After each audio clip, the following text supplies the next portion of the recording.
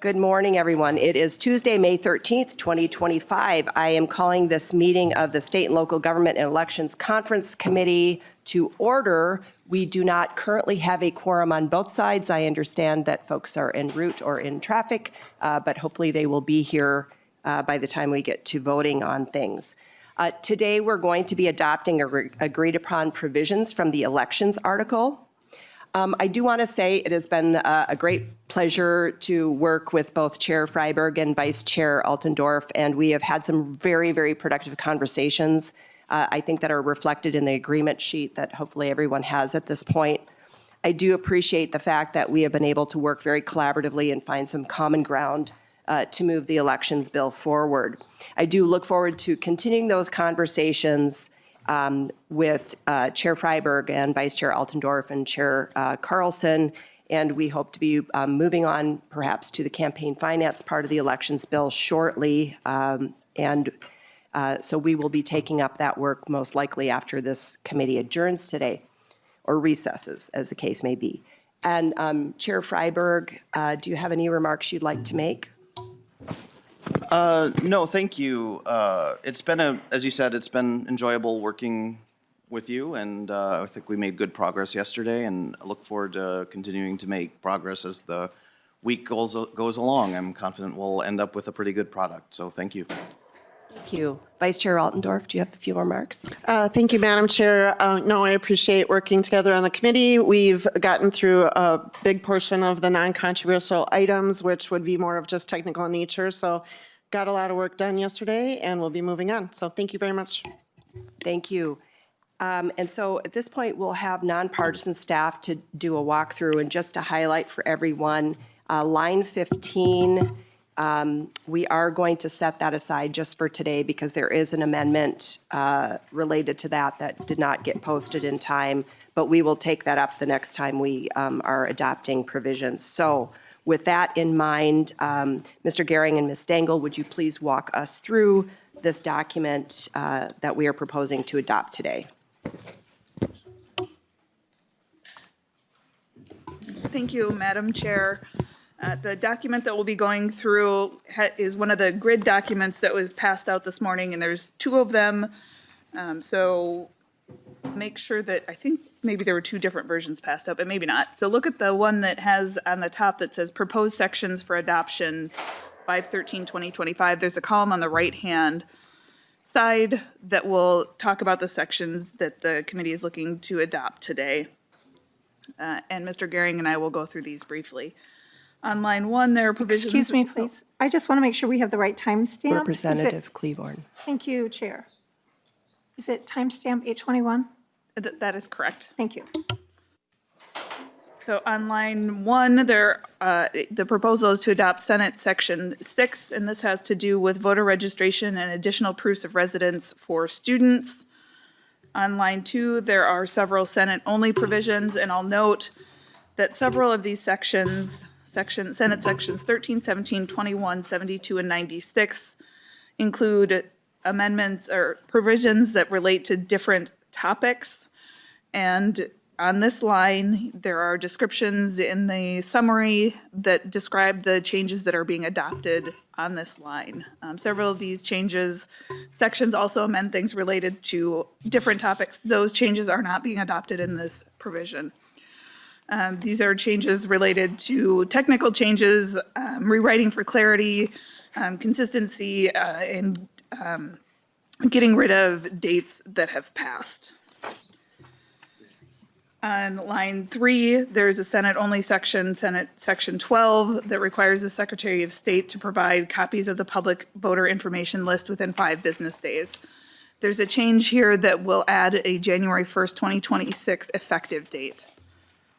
On line 4, the proposal is to adopt Senate Section 22, which allows electronic rosters to contain voters for multiple precincts in the case of a combined polling place. On this line also, it proposes adopting Senate Section 50 and House Section 22 and adding a January 1st effective date. The Senate section here allows election officials responsible for electronic rosters to combine precinct data files on electronic rosters. Mr. Garing can explain the House provision. And Madam Chair, the House, Section Mr. 22 Garrett. in this line provides that the Secretary of State and County Auditor should provide guidance to election judges on procedures to ensure that voters are provided the correct ballot in a combined polling place, and also that a map be posted in each polling place near the entrance that shows the precincts that are located in that polling place. So that is House Section 22. Thank you. Ms. Stengel, are you continuing at this point? And then, Madam Chair, the next line, line 5, is identical sections between both the House and the Senate. There are a number of miscellaneous election administration provisions here that are described in the summary. The proposal is to accept sections, Senate sections 32, 37, 40, 41, 43, 79, and 91. And again, each of those sections is described in detail in this section of the chart. Then moving ahead to line 6, this is similar language between the House and the Senate related to the temporary polling places and the authority for federally recognized Indian tribes with off-reservation tribal land to request an additional polling place on that land. The proposal here is to accept Senate Section 33. On line 7 of the chart, this relates to the opening of absentee ballot envelopes. There's similar language between the House and the Senate, and the proposal is to accept House Section 14 with a couple of corrections. One is to change, to correct a typo, to use the word combined polling place rather than combination on line 64.3. And then in a reference to how long ballot board must maintain ballot envelopes after the election contest deadline, to change the House's proposal, which had been that materials will be retained for 30 days after the deadline for bringing a contest expires, to 48 hours after that deadline. Then on line 8 is the Senate-only section, and the proposal here is to accept Senate Section 39. This relates to the retention of uniform and overseas absentee voting ballots. And then on line 9, again, this is a Senate-only section, relates to affidavits of candidacy and the inclusion of a phonetic spelling of a candidate's name. The proposal here is to accept Senate Section 44. And then line 10, there's a number of similar sections between the House and the Senate. There's again, similar to the line that appeared a couple pages back, there's a number of miscellaneous election administration changes here with minor differences between the House and the Senate. And the proposal here is to accept Senate sections 45, 47, 48, lines 180.12 to 180.24 only of section 48.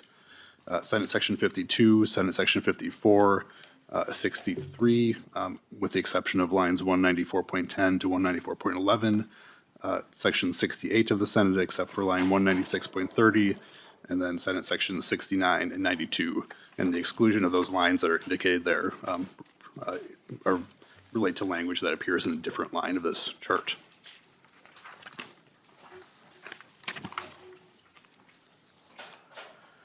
And then Ms. Stengel can maybe describe row 11. Go ahead, Ms. Stengel. Thank you, Madam Chair. On line 11, there's a Senate-only provision that's being proposed to be adopted, and this has to do with third-party presidential electors having to submit a petition when they file for office. On line 12, there's a few Senate-only provisions. It's Senate Section 48, lines, only certain lines of that section, Senate Section 78 and 81. And this requires officials that receive candidate filings to notify the officials that prepare the ballots if there's changes to those names. On line 13, the proposal is to accept Senate Section 49, and this changes the timelines for requesting the counting of write-in candidates. On line 14, the proposal is to accept Senate Section 51. This has to do with when municipal boundary adjustments will take place to prevent it from taking place in the middle of an absentee voting period. And we'll skip line 15, as Chair Westland described at the beginning, so that will not be included. Line 16 proposes to accept Senate Section 53, which requires signs to be placed if a polling place is closed during an emergency about where you can vote. On line 17, the proposal is to accept the Senate Section 58 with some changes, and the changes are to delete a phrase, and the phrase is to say, the phrase that will be deleted is in accordance with Minnesota Statute Section 211B.075, and that's on line 189.23, and then adding a January 1st, 2026 effective date to that section.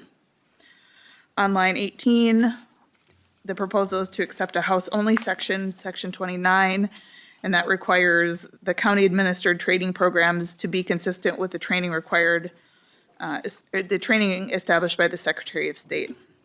On line 19, the proposal is to accept the House language and Senate and House Section 49.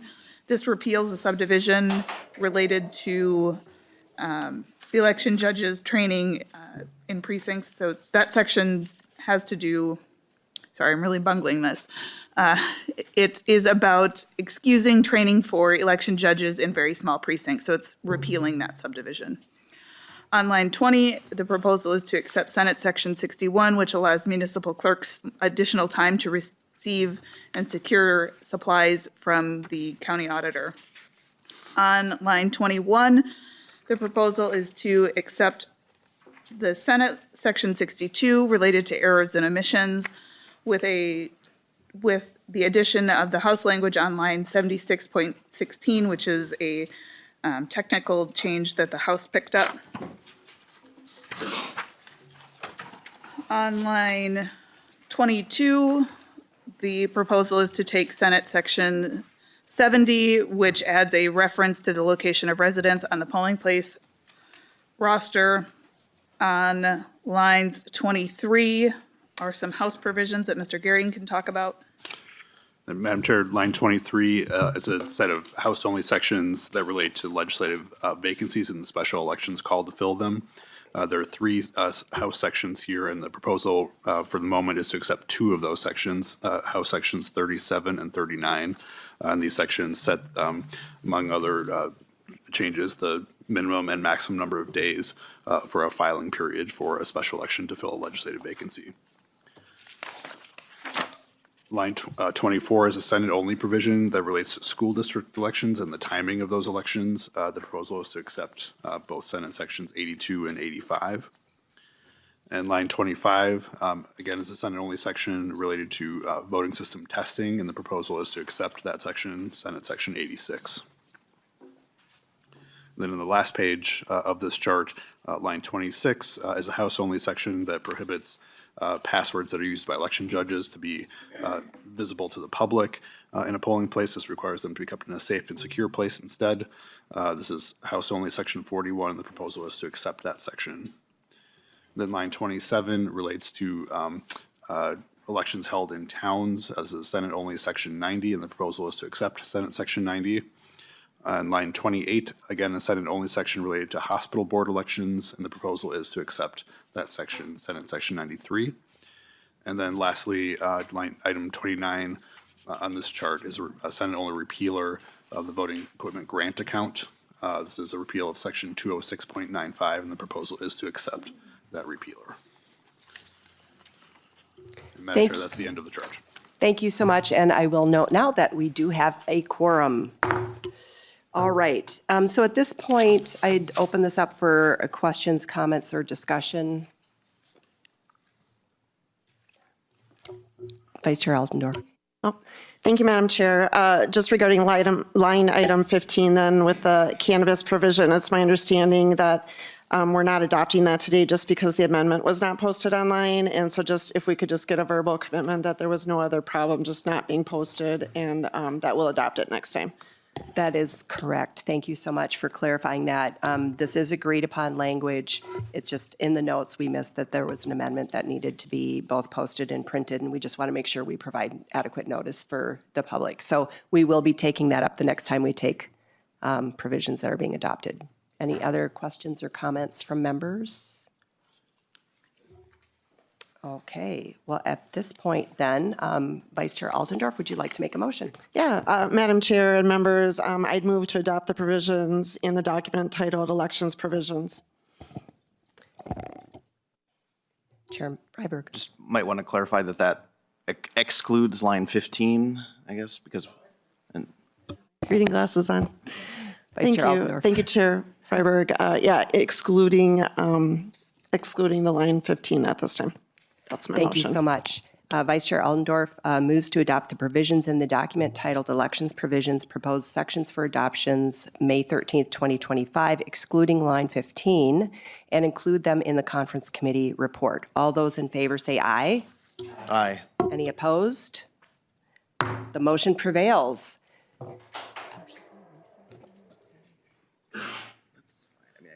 I think at this, we were contemplating whether or not we should recess in case we had anything else to put on the record, but I think at this point, we'll just go ahead and adjourn. We have completed our business today, and all of the folks who are working in pre-conference on elections stuff can stick around in this room. Thank you very much. We are adjourned.